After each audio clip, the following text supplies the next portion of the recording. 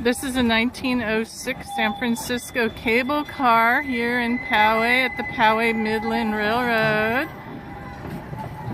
It's original number 17. The cable car is now making its trip around the back of Old Poway Park. This cable car was built in 1906 to replace one of the many that were damaged in the 1906 earthquake in San Francisco.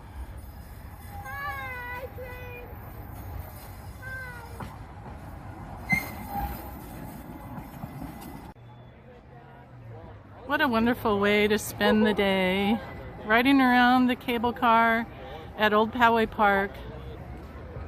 Come on down and take a ride. Have a blessed day, everyone.